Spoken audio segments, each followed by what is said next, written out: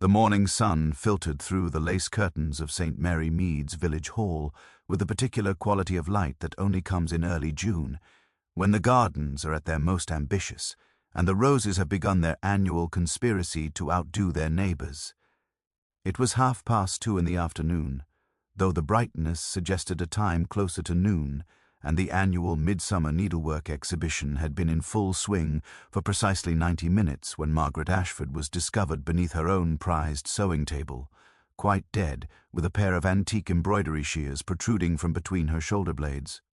The shears had belonged to her grandmother, or so she had told everyone on numerous occasions, and they were rather famous in the village for their mother-of-pearl handles and their prodigious sharpness. The discovery was made by young Timothy Brennan, the vicar's nephew, who had been reaching under the table to retrieve what he thought was a lost thimble, but turned out to be nothing of the sort at all. Margaret Ashford had been, by all accounts, a woman of contradictions. On the surface, she presented herself as the very embodiment of village propriety, the sort of woman who had been the chairwoman of the Women's Institute for the better part of 3 decades, whose needlework was exhibited in competitions as far away as London, and whose opinions on matters both great and small were delivered with the confidence of someone who had never encountered a doubt she could not immediately dispatch. She wore her grey hair in an immaculate permanent wave, favoured cardigans in muted shades of mauve and dove grey, and possessed a smile that never quite reached her eyes, which were a peculiar shade of pale blue that reminded those who knew her best of a frozen pond on a winter morning. Yet beneath this carefully constructed exterior lived a woman whose private correspondence, as would later be discovered, suggested layers of resentment, wounded pride, and an appetite for manipulation that would have seemed almost theatrical had it not been so terribly real. The village of St. Mary Mead was not a place prone to violent deaths. Indeed, in living memory, there had been no murders within its boundaries, though there had been the occasional accident, a few suicides that were tactfully described as heart troubles, and one unfortunate poisoning incident in 1949 that everyone had agreed not to discuss. The discovery of Margaret Ashford's body therefore created a vacuum of shock that seemed to pull all the available air from the village hall itself, leaving everyone present gasping like fish suddenly exposed to sand. The exhibition, which had been bustling with the pleasant murmur of the village ladies admiring one another's work while simultaneously assessing it for flaws, came to an immediate and complete halt. Someone screamed, though it turned out to be rather a stifled shriek that came from Patricia Newcomb, who had been examining a particularly complex bit of lacework just 2 tables away.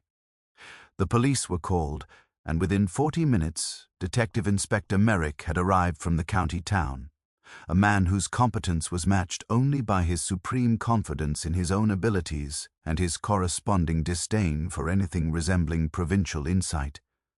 Miss Marple had been there, of course, examining a particularly charming tablecloth done in French knots by the vicar's wife, when the commotion had begun. She was 91 years old and moved slowly, but her eyes had not diminished with age, and they had noted, with the sort of careful attention that had become second nature to her over the decades, a great many small things that others had failed to observe. She had noted, for instance, that Margaret Ashford had seemed unusually nervous all morning, glancing frequently at the door as though expecting someone who had not appeared. She had observed that young Clarissa Hammond, the bank manager's daughter, had been red-eyed and blotchy throughout the morning, her needlework evidently completed despite considerable emotional distress.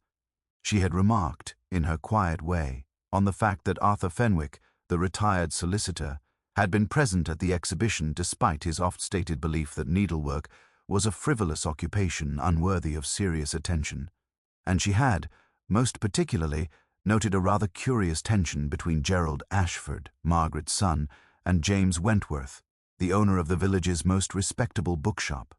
a tension that seemed to contain something beyond mere social awkwardness. But Miss Marple said none of these things, and when the police began their initial inquiries, she was content to sit quietly in the corner of the hall, knitting a cardigan in a soft shade of cream, her needles clicking away with their steady, meditative rhythm.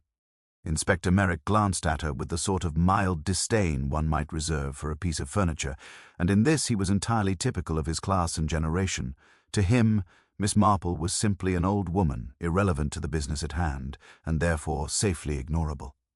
He had already formed his preliminary theory, as men of his type tend to do, that the killer was almost certainly someone from outside the village, possibly a transient, certainly a criminal of professional standing,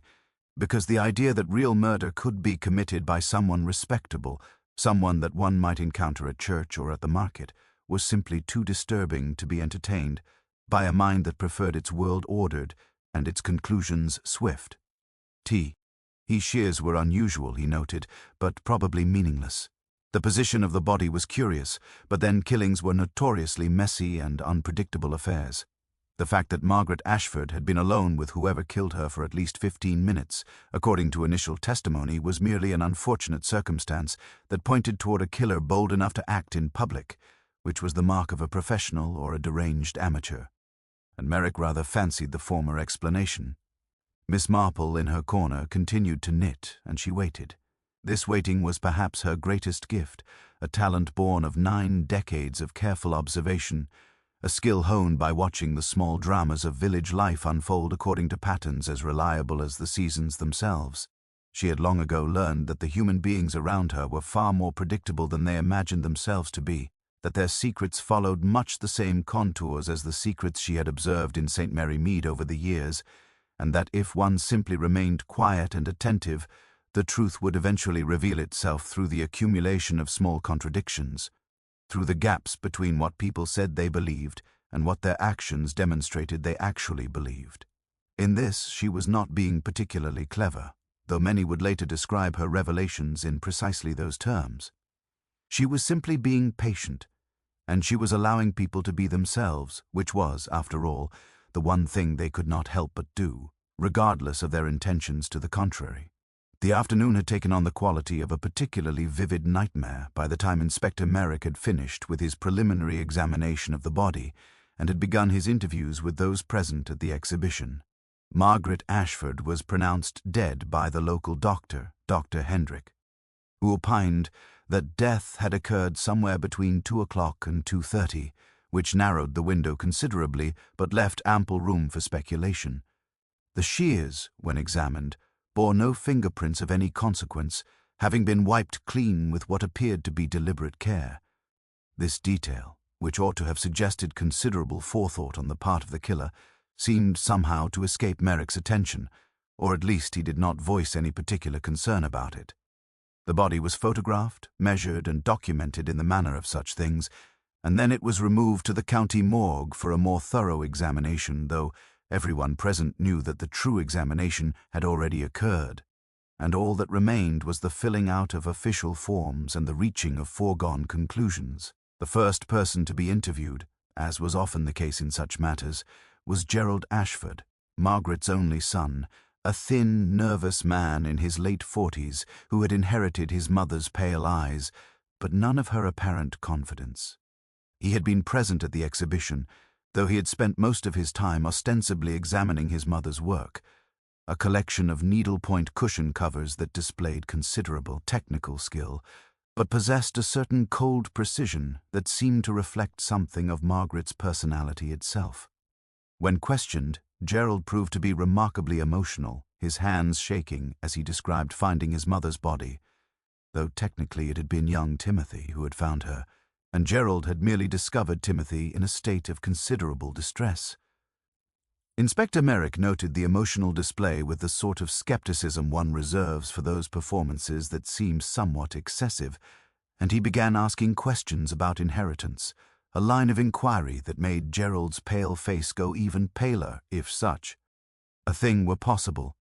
Gerald admitted, under gentle pressure, that his mother had recently altered her will, reducing his share of the estate and leaving a considerable sum to various charitable organizations,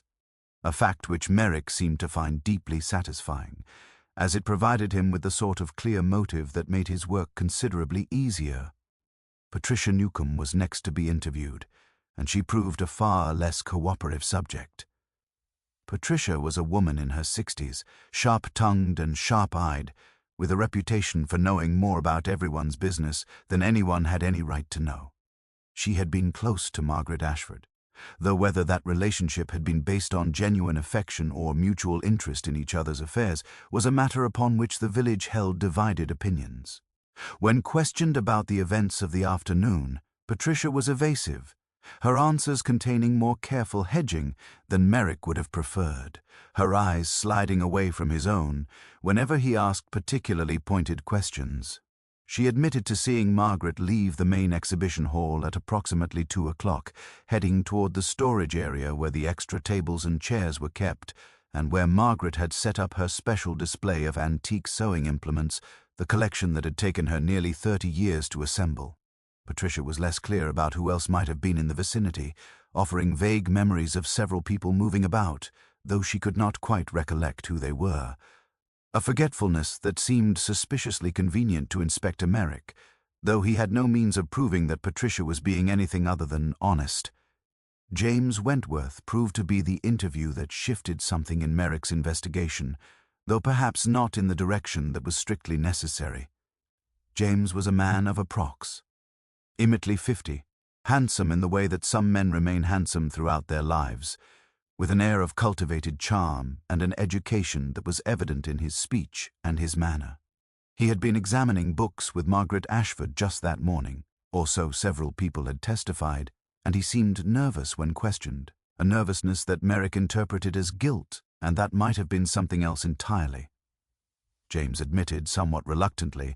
that he had been spending a considerable amount of time with Margaret Ashford in recent weeks, that they had been collaborating on a project related to local history, and that this collaboration had been, in his own carefully chosen words, intellectually stimulating. When Merrick pressed him on the nature of this stimulation, James became even more uncomfortable, and he admitted that Margaret had made certain overtures toward him that went beyond the bounds of mere intellectual companionship, and that he had found himself in the awkward position of having to decline these overtures in a manner that would not cause undue offense. Merrick's eyes brightened at this revelation, as it suggested another possible motive, this one rooted in rejection and wounded pride, feelings that Merrick understood far better than he understood the more subtle emotions that occasionally emerged from human interaction. Clarissa Hammond was interviewed next, and she proved to be in a state of considerable distress, her young face tear-stained and her nervous energy evident in every gesture and word. She admitted, with obvious reluctance, that she had been having difficulties at the bank where she worked, difficulties that related to certain discrepancies in the accounts, discrepancies that Margaret Ashford had discovered and had apparently been considering bringing to the attention of the bank's board of directors. When Merrick asked Ed whether Margaret had been blackmailing her, Clarissa became nearly hysterical, denying the accusation vehemently, though her denial seemed to confirm rather than contradict what he had suggested. She admitted that she had been upset with Margaret, yes, but she had not killed her, absolutely not. She would never, could never do such a thing. Her emotional response was noted by Merrick as potentially significant, and he made a mental note to look more carefully into the question of the bank discrepancies, though whether this was motivated by a genuine investigative instinct or merely by a desire to increase the number of plausible suspects was a matter that remained unclear. Arthur Fenwick, the retired solicitor, presented a different sort of problem for Merrick's investigation. Arthur admitted, with the sort of dry precision that had apparently served him well throughout his professional career, that he had known Margaret Ashford for a very long time, that their relationship had not been without its complications, and that he had indeed been present at the exhibition, though he had stayed only briefly, as he found the whole business rather tedious. When questioned about his whereabouts at the time of the murder, Arthur became somewhat vague, mentioning that he had been taking a walk around the grounds of the village hall, that he had needed some air, and that he had not been keeping careful track of the time. This vagueness, combined with his admission that he and Margaret had had a substantial disagreement some weeks prior regarding a matter of local property, was enough to add him to Merrick's growing list of plausible suspects. By the time the interviews had concluded, it seemed that nearly everyone present at the exhibition had had some form of motive for wishing Margaret Ashford dead, a situation that would have troubled a more experienced detective, but which aimed to satisfy Merrick's sense of how these matters typically unfolded. The evening had begun its descent into darkness when Miss Marple finally set down her knitting and accepted the offer of a cup of tea from Mrs. Hartwell, the vicar's wife, who had been moving about the village hall with the distracted air of someone performing the duties of hospitality while in a state of considerable shock. The body had been removed, the photographs had been taken, and Inspector Merrick had retired to the local police station to organize his thoughts and his case, such as it was, leaving behind a pair of constables to maintain the integrity of the scene and to prevent any unauthorized tampering with evidence. Miss Marple sat in a corner of the hall, her teacup balanced carefully on her knee, and she allowed her eyes to drift across the room, taking in the various details that seemed to have escaped the notice of those more officially charged with the investigation. She observed, for instance, that the display table where Margaret Ashford's body had been found was positioned in such a manner that it would have been visible to anyone in the main exhibition hall, yet multiple witnesses had testified to seeing nothing unusual which suggested either remarkable inattention or something more deliberate. The needlework exhibition, which should have been a pleasant afternoon of village social gathering, had been transformed into something altogether different. The tables, which had been arranged in careful rows, had been photographed and measured, but not significantly disturbed, and Miss Marple's eyes moved from one display to another with the gentle curiosity of someone who had spent a considerable portion of her life examining needlework in all its various forms. She noted that Patricia Newcomb's lacework, which had been positioned 2 tables from Margaret Ashford's display, showed signs of being hastily packed, the delicate pieces shoved somewhat carelessly into their carrying case, which was entirely unlike Patricia's usual meticulous approach to her own creations. She observed that Clarissa Hammond's entry, a rather ambitious embroidered wall hanging depicting scenes from local history, or a small tear near its corner, a damage that the young woman had not mentioned during the initial interviews, though she had certainly noticed it, for her eyes had lingered on the damaged section with an expression of such despair as to suggest that this tear represented something far greater than merely a ruined piece of needlework. Mrs. Hartwell, noticing the direction of Miss Marple's gaze, settled herself in the chair beside the elderly woman with the air of someone seeking both comfort and information. She was a woman of approximately 70, with the sort of gentle face that suggested a lifetime of listening to the problems of others, and she possessed that particular quality of observation that often comes to the wives of clergymen, who must maintain an awareness of their parish without being perceived as gossips or busybodies. She began to speak, in a low voice, about the various tensions that had existed within the village regarding Margaret Ashford, tensions that seemed to have been accumulating over a considerable period of time. She mentioned, with obvious reluctance, that Margaret had been involved in some sort of dispute with Arthur Fenwick regarding a piece of property that bordered his own estate, a dispute that had apparently resulted in Margaret threatening to take some form of legal action. She noted that James Wentworth had been distant from his wife for some months now, and that his apparent friendship with Margaret Ashford had not gone unnoticed by those disposed to notice such things. She hinted, delicately, at the matter of Clarice. Sir Hammond's difficulties at the bank, suggesting that Margaret Ashford had discovered not merely discrepancies, but evidence of deliberate embezzlement, though she was careful to note that this had been based on gossip rather than any sort of official accusation. Miss Marple listened to all of this with the patient attention of someone who had heard similar tales many times over the course of her long life, tales in which human frailty and human desire combined to create situations of considerable complexity. When Mrs. Hartwell had finished speaking, Miss Marple asked a single question, asked it gently and with no apparent significance, whether Mrs. Hartwell had noticed anything unusual about the arrangement of the tables or the position of the various exhibits. Mrs. Hartwell furrowed her brow, considering the question with the seriousness it deserved, and then she replied that she had noticed that Margaret's display of antique sewing implements had been rearranged at some point during the afternoon, that the shears, which had normally been displayed in a position of honor in the center of the case, had been moved to the side, though she could not say precisely when this change had occurred. Miss Marple nodded slowly, as though this information confirmed something that she had already suspected, though she offered no explanation for her interest in the matter. As the evening deepened, Miss Marple rose to take her leave, moving with the careful deliberation of someone whose joints had accumulated the stiffness of 9 decades of use. She thanked Mrs. Hartwell for the tea, complimented her on her needlework, which was indeed quite accomplished, and made her way toward the door of the village hall, moving slowly enough that her departure seemed to take an improbable length of time. Just before leaving, she paused beside the exhibition table where Margaret Ashford's nay. Edel Point cushion covers were still displayed, though they would presumably be removed by Gerald Ashford at some point in the near future. She examined them with careful attention, noting the technical precision of the stitching, the careful selection of colors, and most particularly the signature, which Margaret had embroidered into the corner of each piece with a mixture of artistic flair and something that resembled a claim of ownership.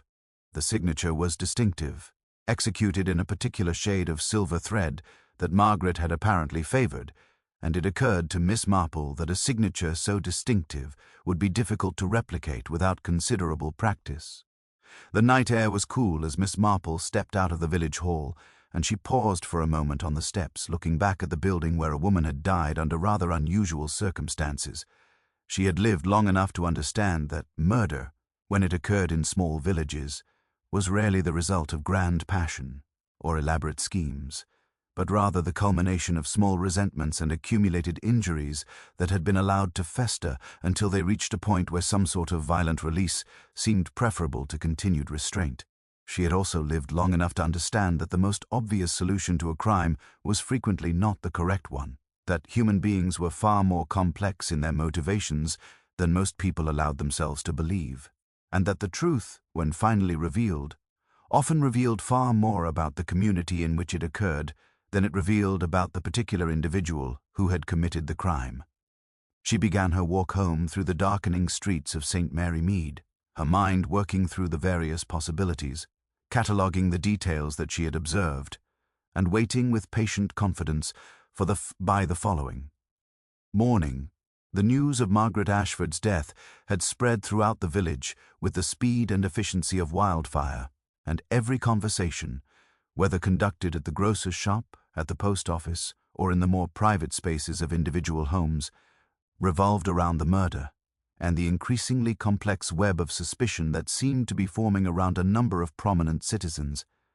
Inspector Merrick had spent the night reviewing his notes and consolidating his preliminary theories, and he had begun to formulate what he considered to be a rather compelling case against Gerald Ashford, the victim's son, based primarily on the matter of inheritance and the alteration of Margaret's will.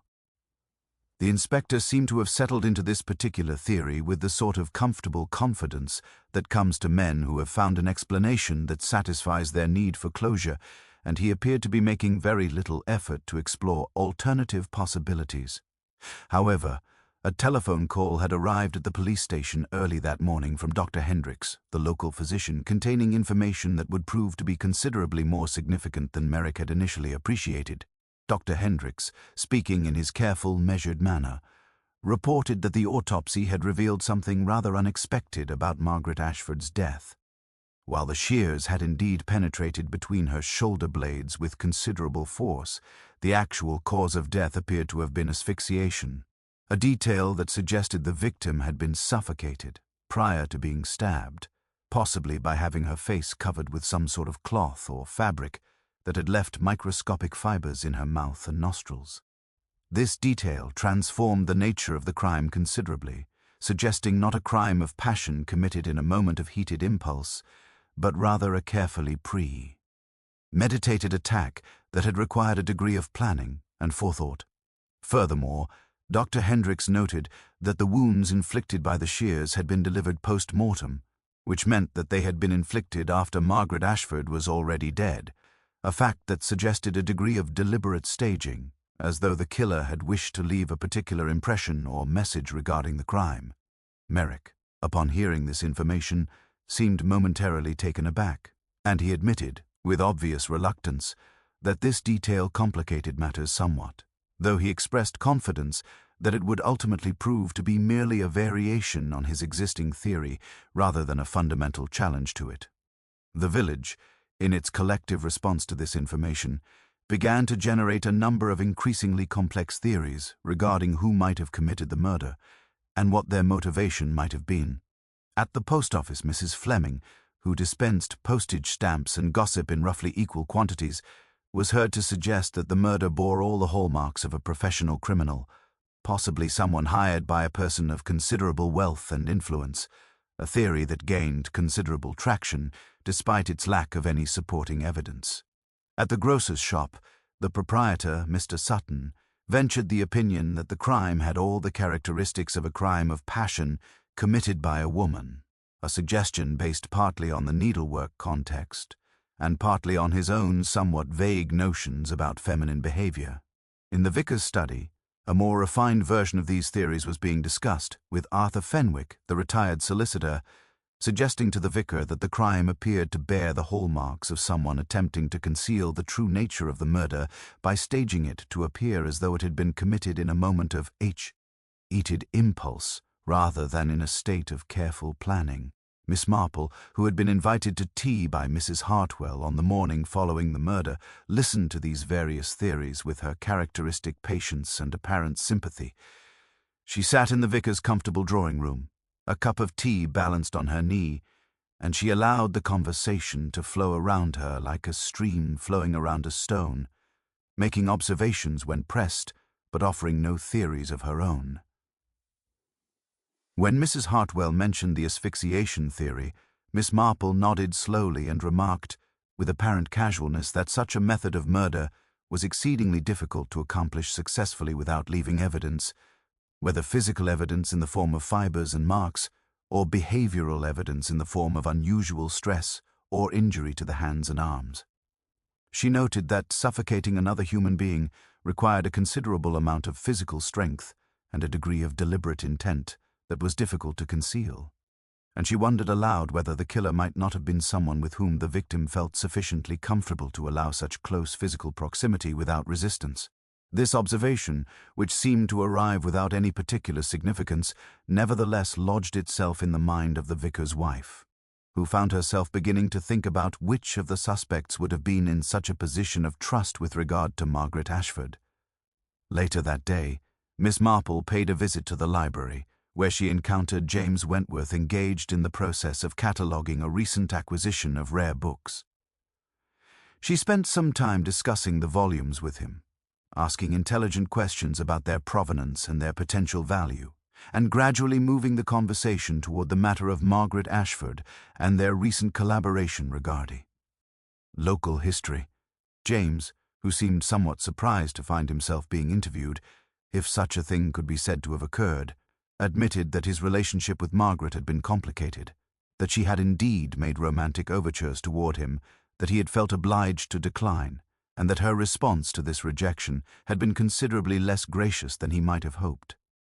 He noted, with obvious discomfort, that Margaret had threatened to create difficulties for him regarding certain historical research he had been conducting,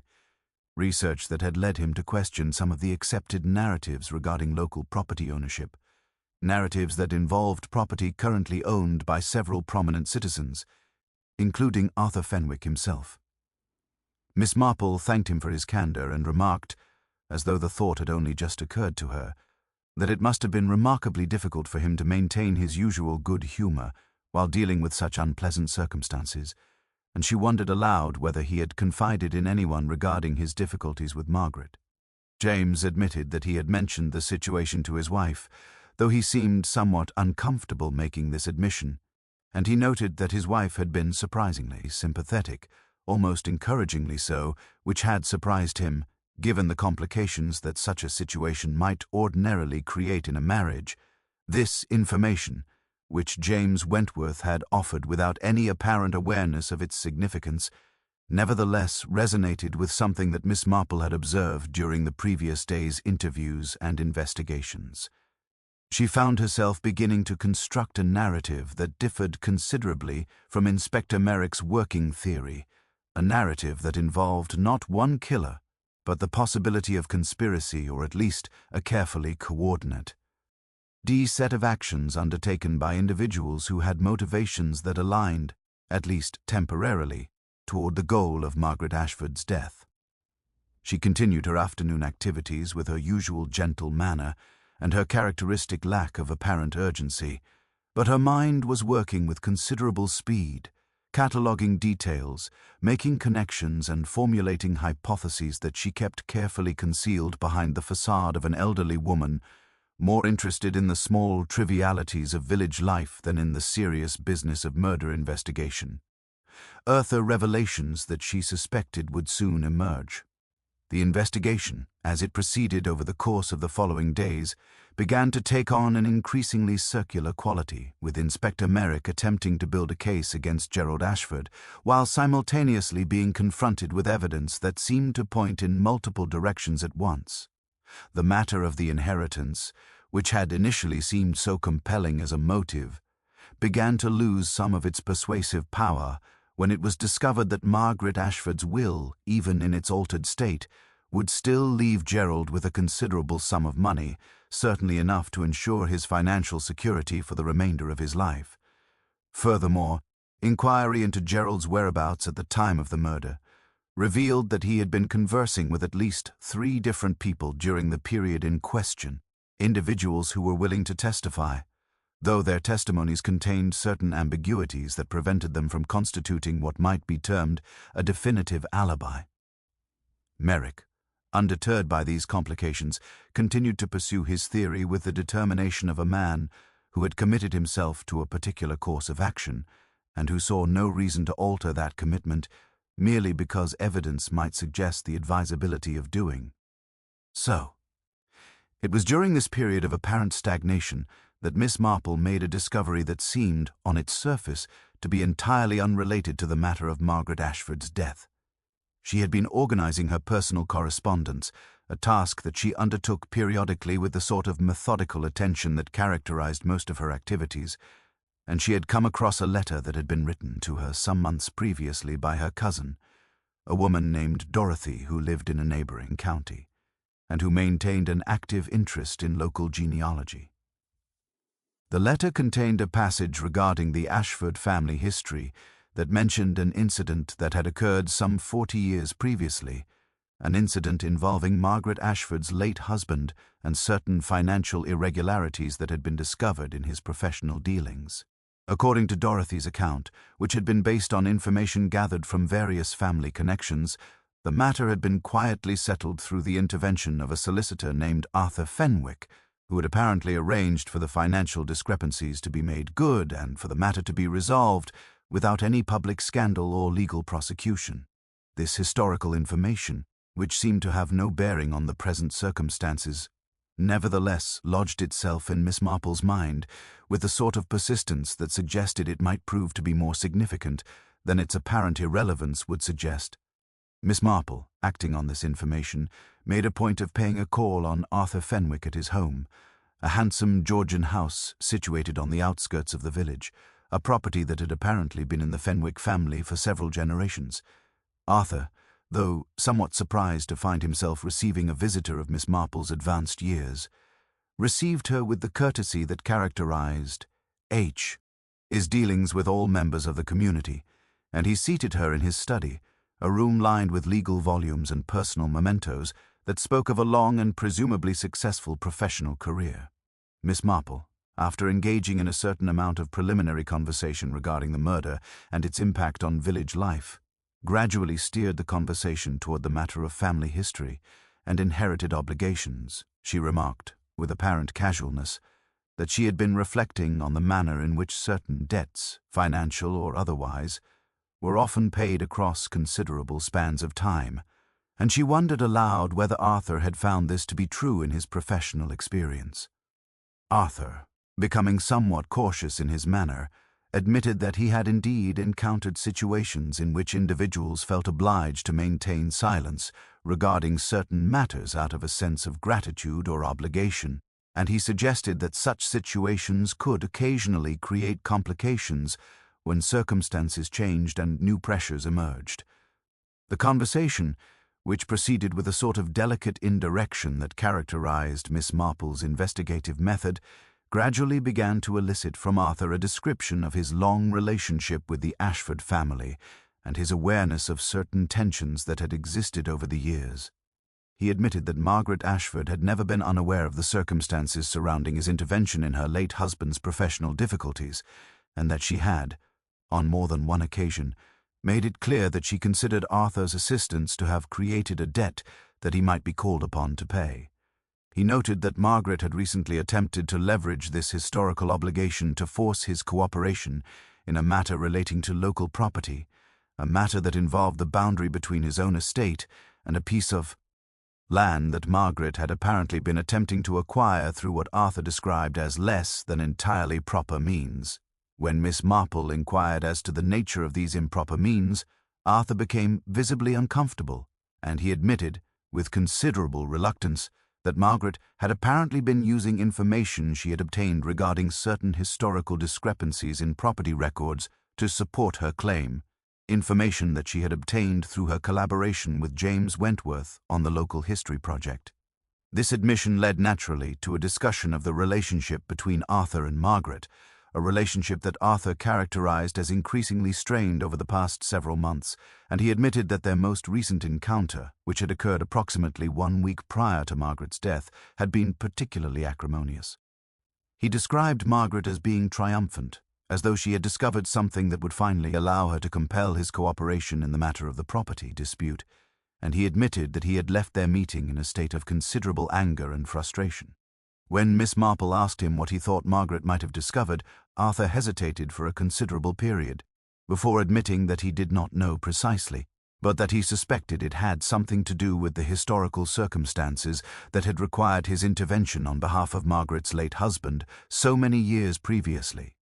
Miss Marple, having obtained this information, thanked Arthur for his candor, remarked on the troublesome nature of inherited obligations, and took her leave, moving slowly back toward the door with her characteristic deliberation, leaving Arthur to his reflections and presumably to his considerable anxiety regarding the direction that the investigation might take. That evening, Miss Marple sat in her own sitting room and began to construct, in her mind, a more complete picture of the events that had led to Margaret Ashford's death.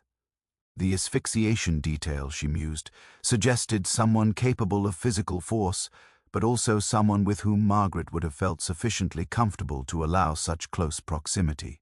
The staging with the shears suggested someone familiar with needlework, someone who understood the significance of the objects involved, and someone who wished to create a particular impression regarding the nature of the crime. The carefully premeditated nature of the murder suggested calculation and planning, the qualities of someone who had been considering such an action for some considerable time. And the involvement of multiple individuals with various motives suggested that the crime might not have been the work of a single actor, but rather the result of a more complex set of circumstances, involving perhaps coordination, perhaps coincidence, perhaps something altogether more intricate and more troubling. The revelation that began to emerge in the days following Miss Marple's conversation with Arthur Fenwick came initially from an unexpected source, a source that Inspector Merrick had apparently overlooked in his eagerness to pursue his theory against Gerald Ashford. Young Timothy Brennan, the vicar's nephew, who had been the one to discover Margaret Ashford's body, had been troubled by something that he had observed during the afternoon of the murder, an observation that he had not initially considered significant, but which had begun to assume greater importance as he reflected upon it over subsequent days. Timothy, who was a young man of approximately 25 with a position as a clerk at the bank where Clarissa Hammond worked, had witnessed an encounter between Clarissa and Margaret Ashford on the morning of the exhibition. An encounter that had appeared to be casual, but which Timothy's further reflection suggested might have contained a degree of deliberate staging. Timothy had mentioned this observation to the vicar, his uncle, and the vicar, recognizing its potential significance, had immediately contacted Inspector Merrick, though he had done so with obvious reluctance, as though he was uncomfortable bringing forward information that might compromise one of his parishioners. The encounter that Timothy had witnessed had involved Clarissa Hammond,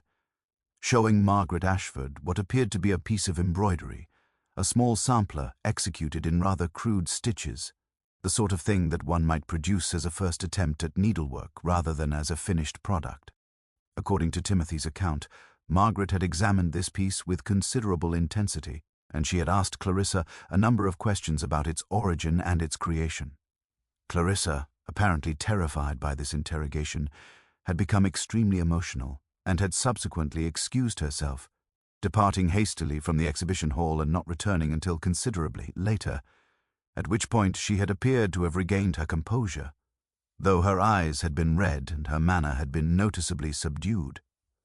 When Timothy's account was communicated to Merrick, the inspector had initially dismissed it as irrelevant, though he had eventually been persuaded to investigate the matter further, and this investigation had led to some rather startling discoveries regarding the embroidered sampler and its actual creator. The sampler, it transpired, had not been created by Clarissa Hammond at all, but rather by a woman named Eleanor Prescott, who had been employed as a housemaid at Margaret Ashford's residence some 15 years previously, and who had subsequently disappeared from the village under circumstances that had never been entirely clear. The discovery of this information prompted a more thorough investigation into Eleanor Prescott's history, an investigation that revealed that she had been a young woman of approximately 20 years at the time of her employment with Margaret Ashford, that she had apparently become involved in some sort of romantic relationship with Gerald Ashford, and that she had subsequently left the village under rather mysterious circumstances. The trail of Eleanor Prescott had grown cold over the intervening years,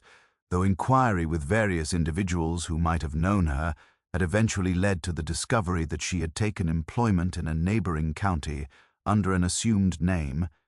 and that she had subsequently married and established a family of her own.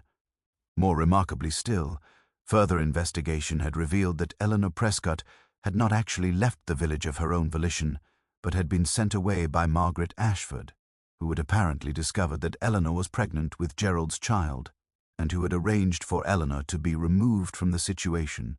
through means that appeared to have involved a combination of financial inducement and thinly veiled threats. This discovery created an entirely new dimension to the investigation, as it revealed that Margaret Ashford had apparently been capable of considerable cruelty and manipulation in pursuit of what she considered to be her family's interests and her own sense of propriety. Furthermore, it created a new potential motive for murder, as Eleanor Prescott would presumably have harbored considerable resentment toward Margaret Ashford for the manner in which she had been treated. And if Eleanor had somehow found her way back to the village, she might very well have sought revenge for the wrongs that she had suffered. However, investigation into Eleanor's current whereabouts reveal that she was living quietly in the neighboring county, that she was apparently known to be a respectable and hard-working woman, and that she possessed an alibi for the time of Margaret Ashford's death in the form of testimony from multiple individuals who could attest to her presence in her own home at the time in question. Yet the discovery of the Eleanor Prescott connection led inevitably to further investigation into Gerald Ashford's personal history and his relationships, and this investigation revealed that Gerald had apparently maintained contact with Eleanor Prescott over the years, that they had corresponded regularly, and that Gerald had been providing her with a degree of financial support that suggested a relationship considerably more substantial than a mere acknowledged obligation. Furthermore, examination of Gerald's financial records revealed that he had withdrawn a considerable sum of money from his bank account approximately 1 week prior to Margaret Ashford's death, a withdrawal that had ostensibly been for the purpose of some sort of investment opportunity, though the nature of this investment remained mysteriously unspecified. When questioned about this withdrawal, Gerald became visibly agitated, and he eventually admitted that he had been providing Eleanor Prescott with funds to assist her in establishing some sort of business venture, a venture that would allow her to become more financially independent and to ensure that her children would be able to receive a proper education. These revelations began to construct a narrative that was considerably more complex than Merrick's original theory regarding Gerald's supposed motive based on inheritance. The narrative that emerged from this investigation suggested a young man who had been constrained by his mother's will and her expectations, a man who had been forced to conceal his genuine feelings and his genuine loyalties in order to maintain family peace and to protect himself from the considerable power that his mother wielded over his life. It suggested further that Margaret Ashford, faced with what she perceived to be a threat to her carefully constructed family image, had taken decisive action to remove that threat, and that her subsequent actions toward Eleanor Prescott had been motivated not merely by moral disapproval, but by a desire to punish Gerald for his presumed defiance of her will. And it suggested, most significantly, that Gerald Ashford might have possessed a motive for murder that had nothing to do with inheritance and everything to do with a desire to escape from the suffocating constraints of his mother's dominion and to free himself to pursue a life of his own choosing, a life that Margaret Ashford had apparently made it her business to prevent. The revelation regarding Gerald Ashford's financial support for Eleanor Prescott had the effect of shifting the focus of the investigation in ways that Inspector Merrick found profoundly unsatisfying, primarily because it complicated the narrative that he had constructed and forced him to confront the possibility that his original theory might be fundamentally flawed. Nevertheless, the discovery provided sufficient grounds for him to intensify his investigation into Gerald's movements on the day of the murder, and to subject Gerald to a considerably more rigorous interrogation than he had previously endured. During this interrogation, Gerald remained largely silent, responding to questions with monosyllabic answers and offering no voluntary information whatsoever, a demeanor that Merrick interpreted as indicative of guilt, though it might equally have been interpreted as indicative of fear, confusion, or merely a desire to protect his own interests through judicious silence. The lack of any clear company, confession, or admission of wrongdoing had the effect of rendering the case against Gerald increasingly circumstantial, and Merrick found himself confronting the frustrating reality that he possessed no concrete evidence linking Gerald to the actual commission of the murder, only a collection of suspicious circumstances and financial transactions that might be interpreted in multiple different ways. It was at this juncture that Miss Marple made a decision that would prove to be pivotal to the eventual resolution of the investigation. She had been considering the various pieces of information that had emerged from the increasingly complex web of interviews and investigations, and she had become convinced that the key to understanding what had actually occurred lay not in the pursuit of any single suspect, but rather in understanding the precise psychological dynamics that existed between the various individuals who had been present at the exhibition on the day of Margaret Ashford's death. She therefore took the somewhat unprecedented step of requesting a private interview with Inspector Merrick, a request that he received with obvious reluctance, as he was not accustomed to taking advice or suggestions from private citizens, particularly not from elderly women who possessed no official standing in the investigation. However, Miss Marple's reputation within the village, combined with her evident sincerity and her apparent concern for the proper resolution of the matter, persuaded him to grant her the interview, though he made it clear that he would listen to what she had to say only out of a sense of courtesy and not out of any genuine expectation that she might possess information of genuine value. Miss Marple, seated across from Inspector Merrick in his office at the police station, began by explaining her theory regarding the nature of the crime, a theory that differed substantially from Merrick's working hypothesis. She suggested that the murder had indeed been premeditated, but that it had likely involved the cooperation, or at least the complicity, of more than one individual, though not necessarily in any formal or deliberately coordinated manner. She noted that the asphyxiation method suggested someone capable of physical force, yet someone also sufficiently familiar with Margaret Ashford to be allowed access to such close proximity without resistance.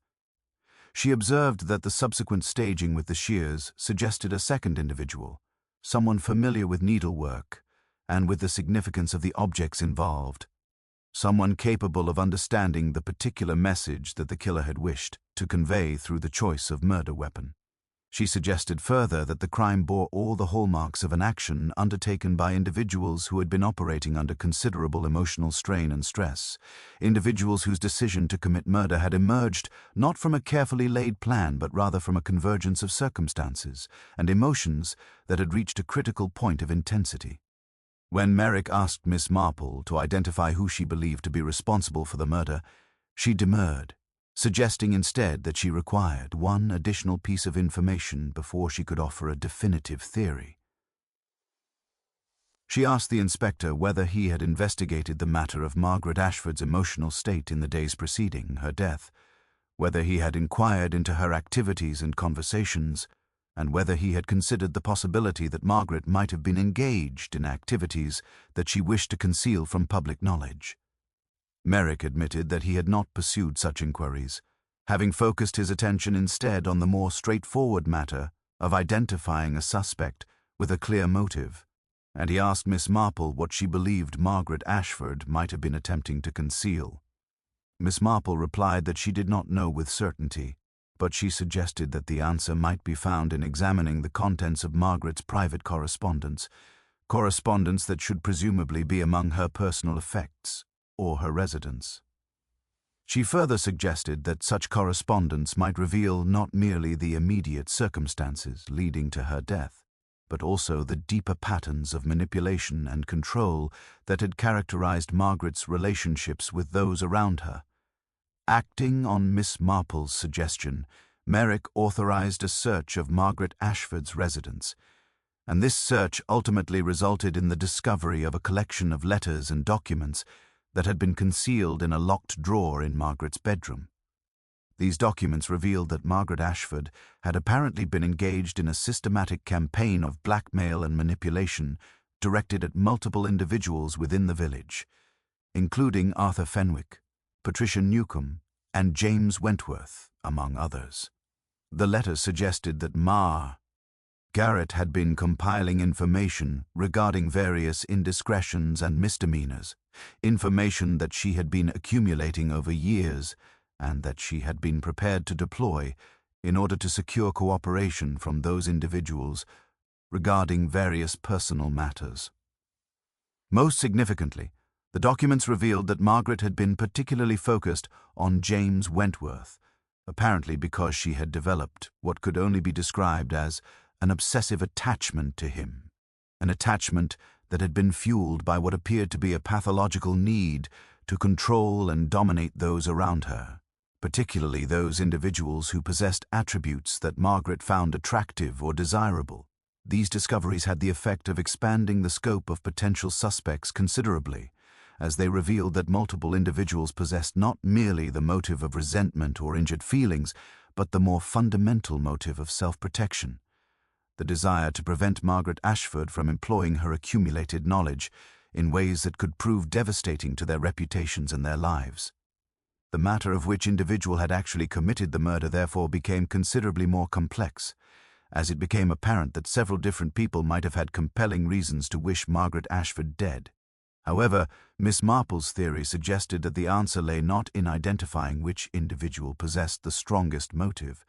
but rather in understanding the precise psychological and emotional circumstances that had converged to create the actual circumstances of the murder, circumstances that would, she suspected, prove to be far more intricate and far more revealing of human nature than any simple explanation could possibly encompass. The psychological examination that Miss Marple had suggested as necessary to understanding the murder began to emerge through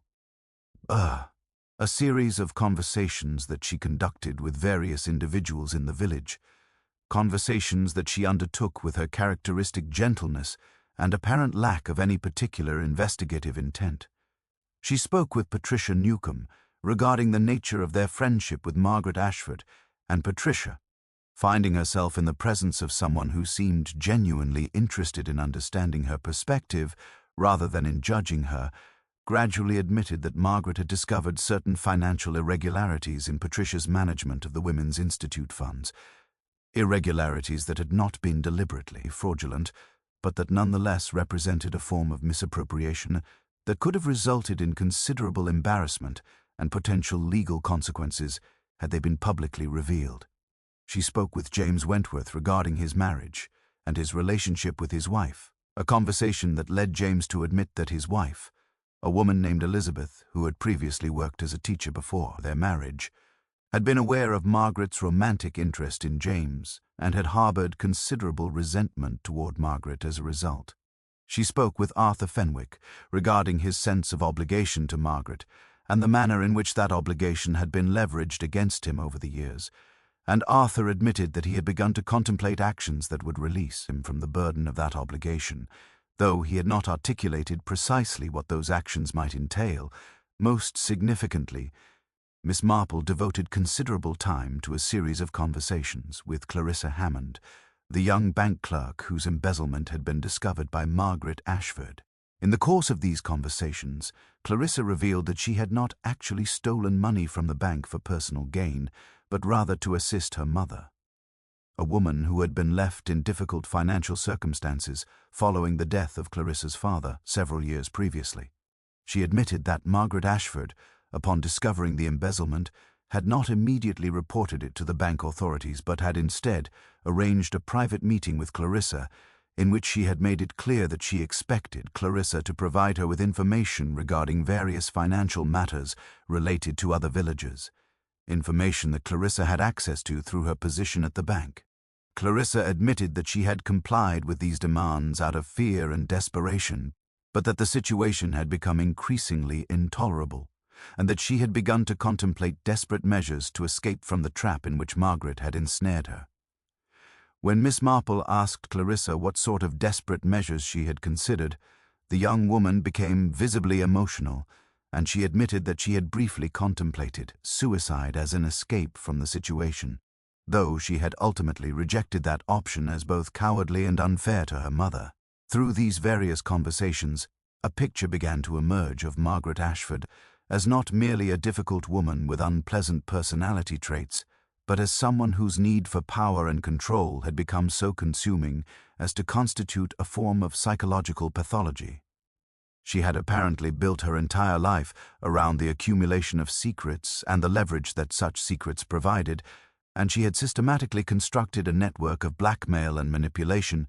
that had extended across a significant portion of the village population. She had apparently derived considerable satisfaction from the exercise of this power, from the knowledge that various individuals were dependent upon her discretion and her goodwill, and from the ability to deploy her accumulated knowledge to force compliance with her demands. Furthermore, she had apparently become increasingly brazen in her exercise of this power, increasingly willing to expand her network of control, and increasingly convinced of her own invulnerability and her right to manipulate those around her for her own personal benefit and gratification. Yet, as Miss Marple continued her investigations, she became convinced that the murder could not be attributed to any single one of these individuals, despite their various motives and their various degrees of desperation. The asphyxiation method, which required considerable physical force and a degree of deliberate intent that suggested someone acting in a state of considerable emotional intensity, did not quite match the profile of any of the individuals she had interviewed. Similarly, the subsequent staging with the shears suggested someone acting with a degree of deliberation and purposefulness that seemed inconsistent with the emotional desperation that characterized the situations of those individuals who possessed clear motives rooted in their exploitation by Margaret Ashford. This contradiction led Miss Marple to consider the possibility that she had been approaching the problem incorrectly, that she had been focusing on individual motives when she should instead have been focusing on the specific circumstances of the murder itself and the manner in which those circumstances might suggest a particular perpetrator. In pursuit of this new line of investigation, Miss Marple requested permission to examine the scene of the murder once more, a request that Inspector Merrick granted with obvious skepticism but without any particular objection.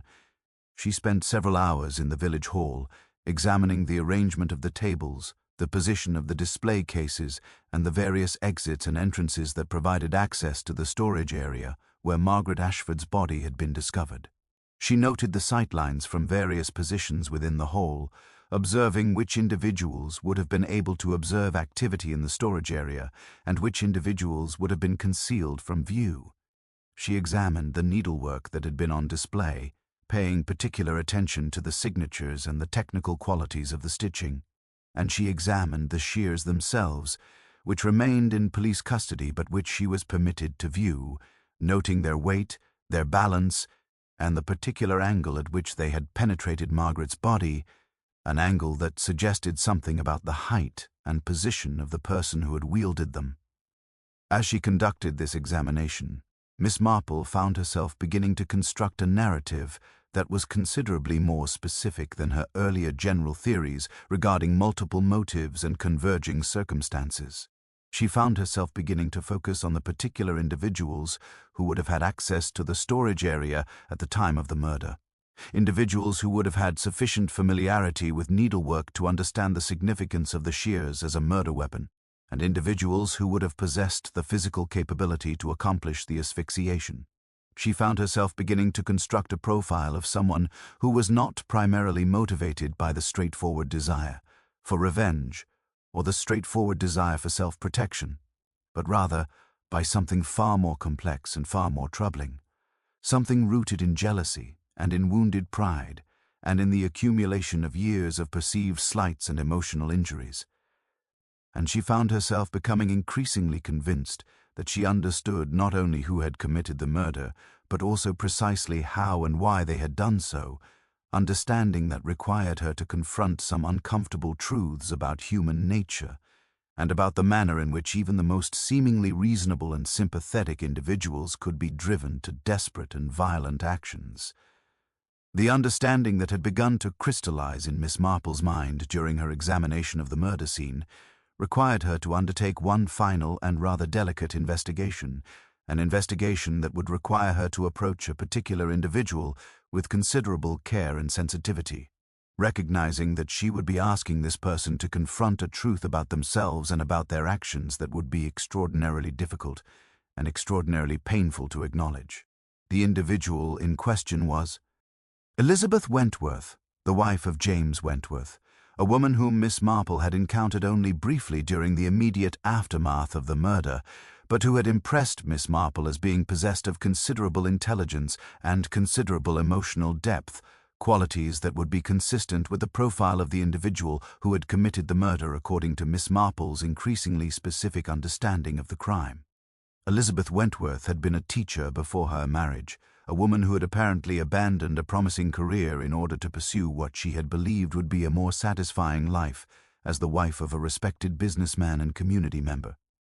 That expectation had apparently been disappointed in ways that had gradually accumulated over the course of her marriage, disappointments rooted in the realization that her husband was not entirely content with his marriage and that he harbored romantic interests in other women. Interests that Margaret Ashford had apparently encouraged through her own pathological attachment to him. Miss Marple arranged to encounter Elizabeth Wentworth, ostensibly by chance at the market, and she engaged her in conversation regarding the shock of Margaret Ashford's death and the manner in which such violence disrupted the peaceful routine of village life. Elizabeth responded to these overtures with apparent normality, though Miss Marple detected in her demeanor a certain brittleness, a certain underlying tension that suggested emotional strain carefully concealed beneath a facade of social composure. As they spoke, Miss Marple gradually steered the conversation toward the matter of marriage and the various compromises and sacrifices that marriage entailed, and she remarked, with apparent casualness, on the manner in which women were often expected to accept their husbands' emotional infidelities with a degree of grace and understanding that was rarely extended to men who found themselves in similar circumstances. Elizabeth's response to this remark was noticeably sharp, and she admitted with obvious bitterness that she had been aware of her husband's interest in Margaret Ashford, and that Margaret had made no particular effort to conceal her interest in James, that Margaret had apparently enjoyed the knowledge that she was causing Elizabeth emotional pain through her shameless behavior. Miss Marple invited Elizabeth to take tea with her at her own home, an invitation that Elizabeth accepted with what appeared to be genuine gratitude, as though she was relieved to have an opportunity to discuss matters that she had apparently been carrying alone. In the privacy of Miss Marple's sitting room, Elizabeth gradually began to reveal the full extent of the emotional deterioration that her marriage had undergone, the manner in which her husband's obvious attraction to Margaret Ashford had wounded her pride and damaged her sense of self-worth, and the growing desperation that she had experienced as she watched her marriage slowly disintegrate before her eyes. She admitted that she had come to the needlework exhibition specifically to observe the interaction between her husband and Margaret Ashford, that she had watched them conversing together with obvious intimacy and obvious enjoyment, and that she had felt something inside herself break as a result of that observation. She admitted further that she had followed Margaret Ashford into the storage area with the intention of confronting her, of demanding that she cease her shameless pursuit of Elizabeth's husband, and that she respect the boundaries of Elizabeth's marriage. What had occurred in that storage area, according to Elizabeth's gradually emergent confession, had not been a premeditated act, but rather the result of a confrontation that had escalated beyond Elizabeth's conscious intention or control. She had begun by attempting to reason with Margaret, by appealing to her sense of decency and her respect for the sanctity of marriage, but Margaret had responded with nothing but contempt and amusement. Margaret had informed Elizabeth that she had no interest whatsoever in respecting Elizabeth's marriage, that she found Elizabeth to be a tedious and jealous woman who was incapable of retaining her husband's interest, and that if Elizabeth could not accept her husband's romantic inclinations, that was hardly Margaret's responsibility. Margaret had further suggested that Elizabeth's attempt to constrain her husband through emotional manipulation and jealousy was itself a form of abuse, and that she considered it her duty to free James from the suffocating constraints of his marriage by offering him an alternative that was considerably more intellectually and emotionally stimulating. In the face of this relentless cruelty and contempt, something within Elizabeth had apparently snapped, and she had acted without conscious deliberation or rational thought. Elizabeth described how she had found herself overwhelmed by rage and desperation, how she had reached for the first object that came to hand, which happened to be a piece of decorative fabric that had been hung over a display case, and how she had used that fabric to cover Margaret's face and to apply pressure to her airways. She described how Margaret had struggled and fought, but Elizabeth, driven by a desperation born of accumulated emotional pain and wounded pride, had maintained the pressure until Margaret had ceased to struggle and had gone limp in her arms. She described the terrible silence that had followed, the moment of horrified realization as she had understood what she had done and had recognized that she had crossed a line from which there could be no return. She described how she had stood there for what had seemed like an eternity, but which was probably only minutes, holding the body of the woman who had destroyed her marriage and her life, and contemplating the absolute impossibility of her situation. What had occurred next, Elizabeth explained, had been the result of a desperate attempt to conceal what she had done and to deflect suspicion away from herself. She had retrieved the shears from Margaret's display case. She had positioned them carefully to suggest that Margaret had been stabbed with sufficient force to cause immediate death, and she had staged the scene to appear as though the murder had been committed in a moment of heated passion rather than through asphyxiation. She had done this, she admitted, with only a vague hope that the police would be confused by the apparent contradiction and would therefore look elsewhere for the perpetrator. She had counted on the fact that her position as the wife of a respected community member would shield her from suspicion, that the police would be more likely to focus their attention on individuals with more obvious motives and more questionable social standing. She had believed, in her desperate and traumatized state, that she might actually escape detection, that she might be able to return to her life and somehow continue forward despite what she had done, and despite the knowledge of that act that would haunt her forever. Miss Marple listened to Elizabeth Wentworth's confession with the patient compassion that had come to characterize her approach to human weakness and human suffering over the course of her exceptionally long life. She did not interrupt, she did not express moral judgment, and she did not attempt to persuade Elizabeth to alter her account or to mitigate the severity of what she had done. Instead, she allowed Elizabeth to speak, to articulate the full scope of her emotional distress and her desperate circumstances, and to confront the reality of her own actions in the presence of someone who was willing to listen without condemnation. When Elizabeth had finally exhausted herself, when she had sat in silence for several minutes with tears streaming down her face, Miss Marple rose slowly and moved to the telephone, where she placed a call to Inspector Merrick and requested that he come to her home immediately, as she possessed information of considerable importance regarding the Margaret Ashford investigation. She did not inform Merrick that Elizabeth Wentworth was present in her home, recognizing that such information might result in complications that would not serve the interests of justice or of basic human decency. When Merrick arrived at Miss Marple's home approximately 30 minutes later, Elizabeth Wentworth was still seated in Miss Marple's sitting room, though she had regained a degree of composure and had composed herself sufficiently to be able to speak coherently regarding her actions. Miss Marple explained to Merrick her understanding of how the murder had occurred, detailing the psychological dynamics that had led to the crime and the manner in which Elizabeth, driven by accumulated emotional pain and desperate rage, had acted without conscious premeditation but with sufficient force to accomplish the death of Margaret Ashford. She explained the asphyxiation method, the staging with the shears, and the various details that had led her to identify Elizabeth as the perpetrator. Most importantly, Miss Marple explained the context within which the crime had occurred, the understanding that Elizabeth had been driven to violence not by simple hatred or by the desire for financial gain, but by the systematic destruction of her marriage and her sense of self-worth, a destructio. That had been accomplished not through any deliberate evil on Margaret's part, but through Margaret's pathological need for control and her utter indifference to the emotional consequences of her actions. Merrick, faced with Miss Marple's clear explanation and with Elizabeth's own admission of guilt, found himself confronting an outcome that was considerably more psychologically complex than his original theory regarding Gerald Ashford's supposed motive based on inheritance. He seemed momentarily at a loss, as though the revelation that a respected woman from a respectable family had committed murder under circumstances rooted in marital discord and emotional desperation somehow challenged his fundamental understanding of how society functioned and how crimes were committed. Nevertheless, he recognized the validity of Miss Marple's analysis and the clarity of Elizabeth's confession, and he proceeded to take Elizabeth into custody in a manner that was marked by obvious discomfort, but also by a grudging acknowledgement of the correctness of Miss Marple's investigative work.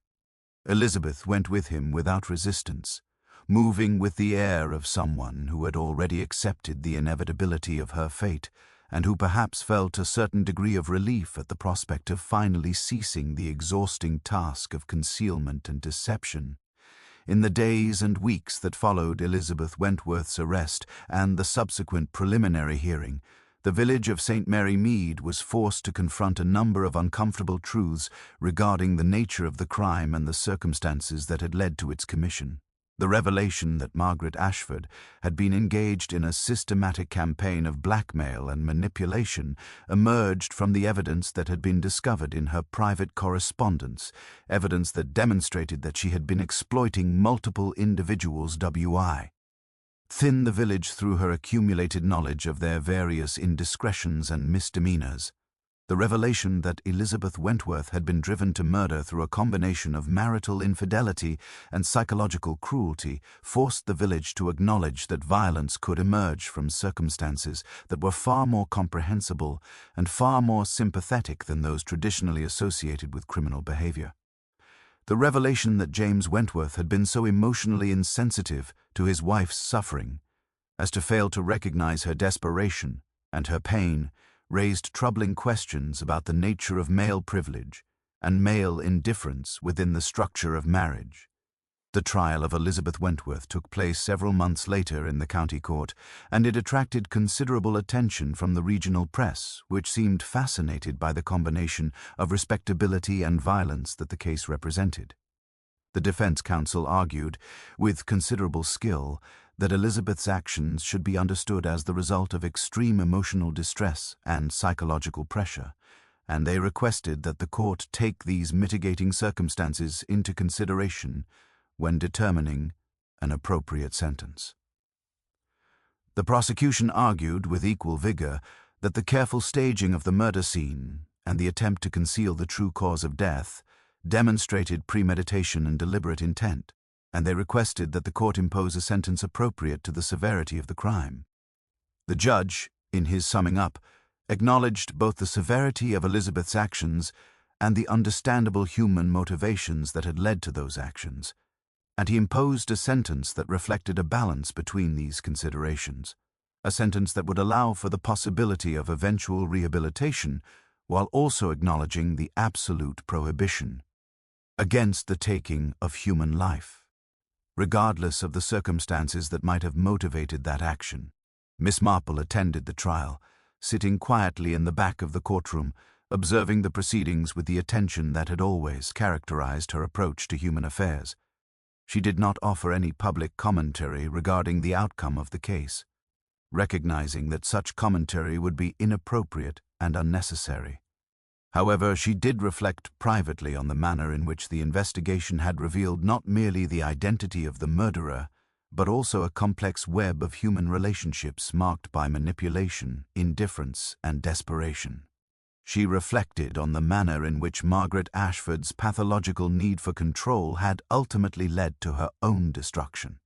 destroying not only herself, but also destroying the life of Elizabeth Wentworth, and causing immense pain to numerous other individuals within the village. She reflected on the manner in which James Wentworth's emotional infidelity and his failure to recognize his wife's emotional needs had contributed, however inadvertently, to the circumstances that had led to Margaret's death. And she reflected on the manner in which the pursuit of justice, while necessary and appropriate, could never fully address the underlying human failures and human weaknesses that had given rise to the crime in the first place.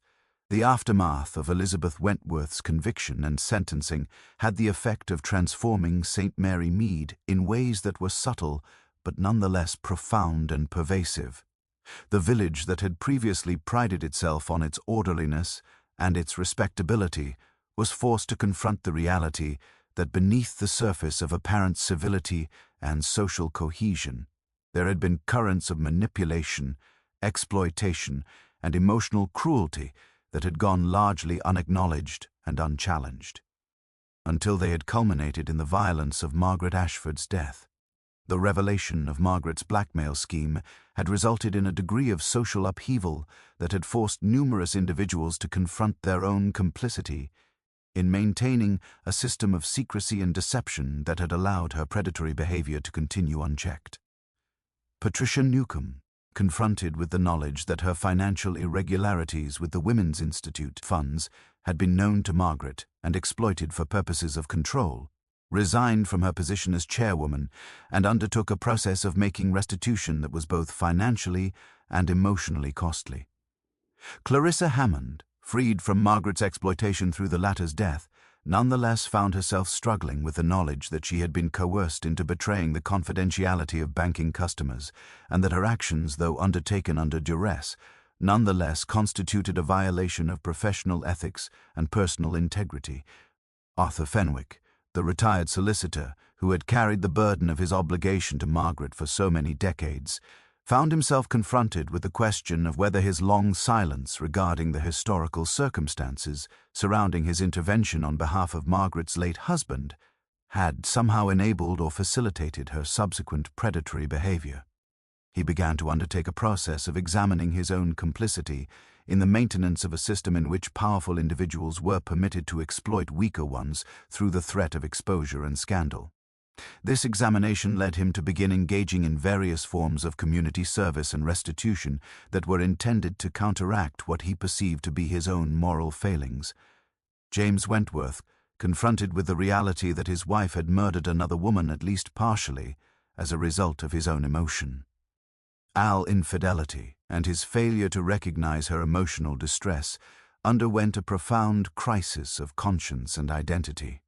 He withdrew from his position as owner of the bookshop, ostensibly for reasons of health, and he undertook a period of extended reflection regarding the nature of his responsibilities to his wife and to the community in which he lived. The village itself seemed to settle into a new configuration in the months following the trial, a configuration marked by a degree of mutual awareness and mutual vulnerability that had not previously existed. The comfortable assumption that the village was a place in which such serious moral failures could not occur had been shattered irreparably, and in its place emerged a more sober and more realistic understanding of the manner in which human weakness and human cruelty could emerge, even in apparently respectable and orderly communities. This awareness manifested itself in various ways, some of which were relatively constructive and some of which were considerably less so. There emerged a tendency toward greater openness and directness in personal communication, as though people recognized the dangers inherent in allowing resentments and misunderstandings to accumulate unchecked beneath a surface of civility. Simultaneously, there emerged a tendency toward greater judgment and greater willingness to discuss the failings of others, as though the community was attempting to restore some degree of moral order through the process of examining and criticizing the failures that had been revealed.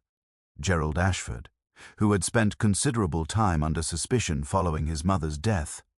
found himself in the somewhat paradoxical position of having been freed from suspicion,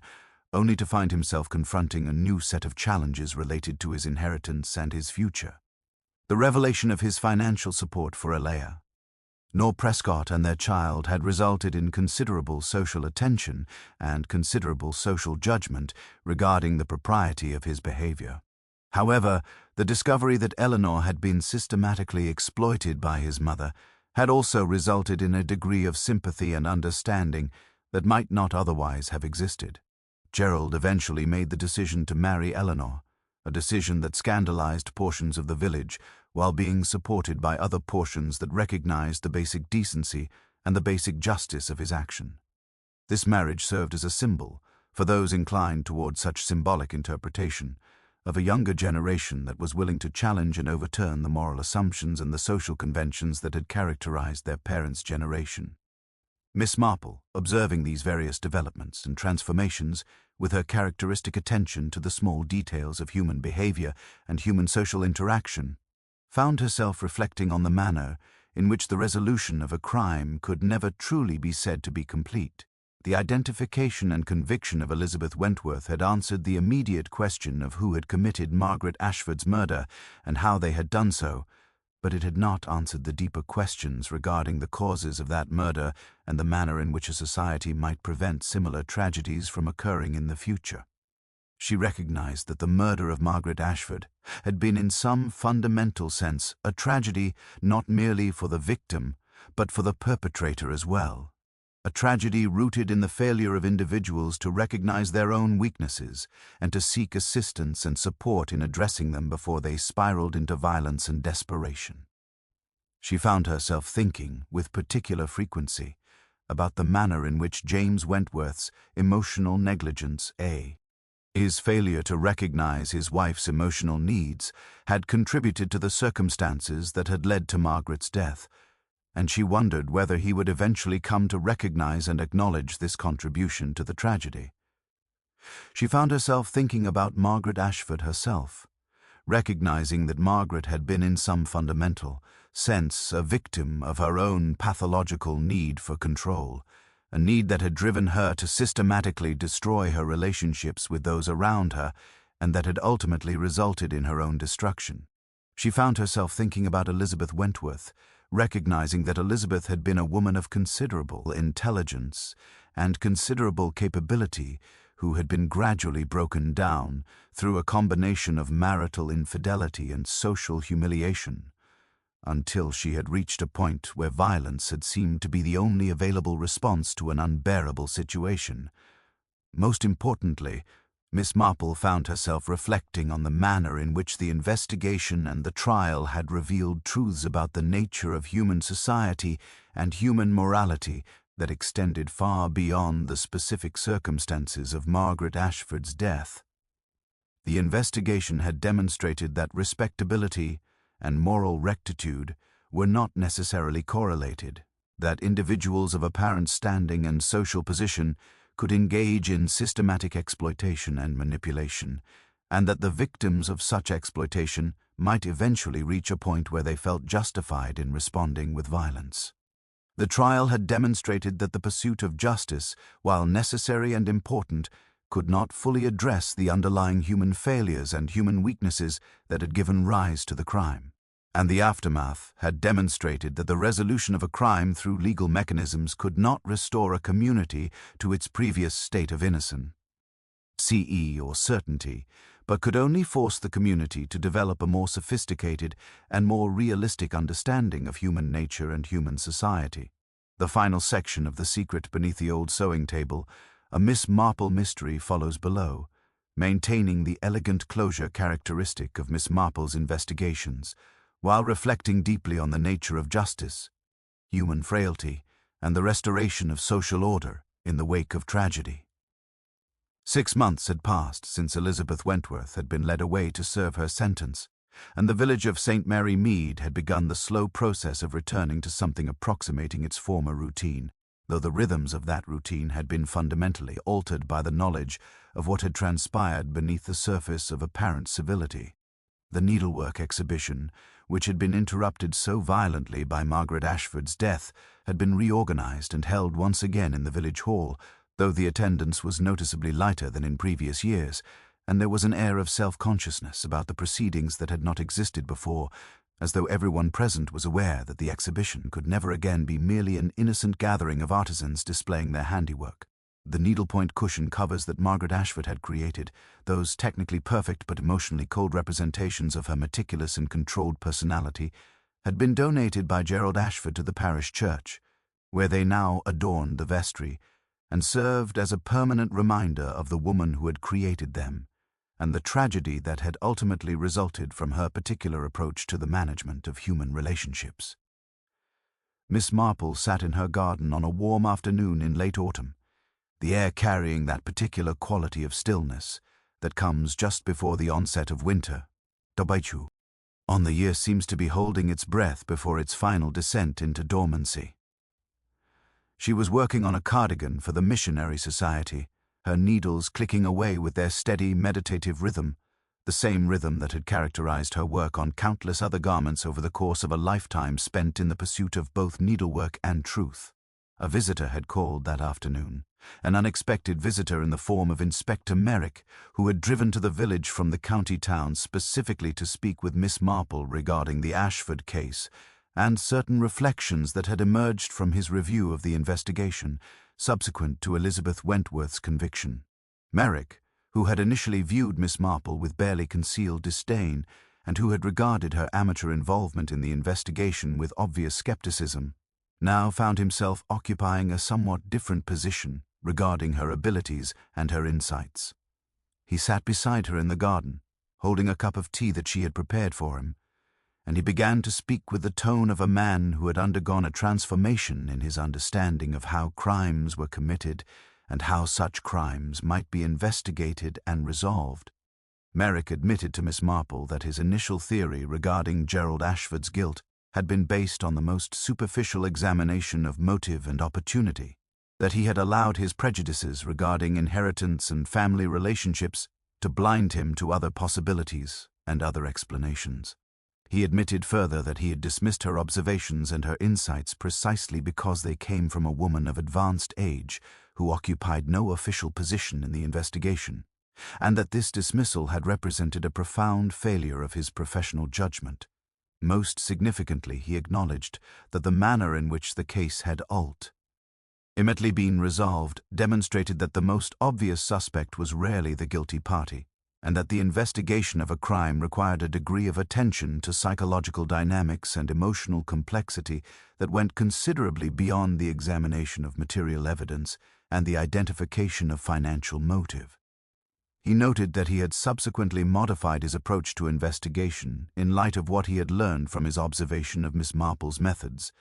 and that he had begun to place considerably greater emphasis on the psychological and emotional aspects of criminal behavior. Miss Marple listened to these admissions with her characteristic gentleness and her characteristic lack of either pride or condescension. She remarked that she had never possessed any particular gift for the investigation of crime, that her insights had emerged not from any special ability but rather from a lifetime spent in the observation of human nature in all its various manifestations. She noted that the village of St. Mary Mead, though small and apparently insignificant, contained within it examples of every form of human emotion and human motivation that one might encounter in any larger community, and that careful observation of these emotions and motivations in their local context provided a key to understanding them in their more complex and more grand manifestations elsewhere. She suggested that the investigation of crime was fundamentally an investigation into human nature, and that anyone who took the time to understand the small dramas of human interaction that occurred within their own immediate community would thereby acquire the capacity to understand the larger dramas that occasionally culminated in violence and death. When Merrick finally took his leave, expressing gratitude for Miss Marple's willingness to receive him and for her patience in explaining her investigative methods and her philosophical approach to the pursuit of justice, Miss Marple returned to her work. and she found herself reflecting on the various individuals whose lives had been disrupted and transformed by the circumstances surrounding Margaret Ashford's death. She thought of Elizabeth Wentworth, now imprisoned and undergoing whatever process of reflection and rehabilitation might be available to her within the prison system, a woman whose fundamental decency and whose considerable talents had been warped and ultimately destroyed by her husband's emotional negligence and by Margaret's pathological need for control. She thought of James Wentworth, now engaged in a process of attempting to understand and to repair the damage that his own failings had contributed to, a process that would likely occupy him for the remainder of his life. She thought of Gerald Ashford and Eleanor Prescott, who had found in one another a partnership that was rooted in genuine affection and genuine respect, and who seemed to have emerged from the tragedy with a commitment to building a life together that was based on authenticity rather than on social pretense. She thought of Patricia Newcomb and Clarissa Hammond and Arthur Fenwick, all of whom had been forced to confront their own complicity in maintaining systems of deception and exploitation that had allowed Margaret Ashford's predatory behavior to continue unchecked. Most of all, she thought of Margaret Ashford herself, a woman whose fundamental psychological pathology had expressed itself through the systematic exploitation and manipulation of those around her, and whose ultimate destruction had been accomplished not through any external force, but through the inevitable consequences of her own behavior and her own emotional dysfunction. She recognized that Margaret had been, in her own way, a victim of her psychologica. Makeup, a victim of her inability to form genuine human connections based on mutual respect and authentic emotion rather than on control and domination. She recognized that the tragedy that had culminated in Margaret's death was fundamentally rooted in the failure of individuals to recognize their own weaknesses and to seek assistance and support in addressing them before those weaknesses had spiraled into pathology and violence. She recognized that the investigation and the trial and the conviction and the imprisonment had all been necessary processes, but that they had nonetheless represented a failure at a deeper level. A failure of human community to intervene in the patterns of behavior that had led to tragedy before those patterns had reached their ultimate expression.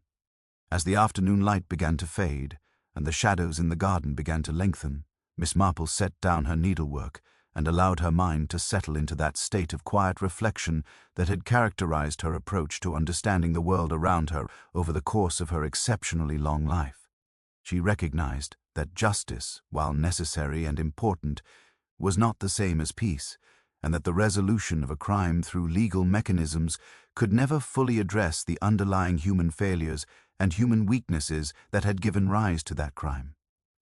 She recognized that the community of St. Mary Mead would continue forward,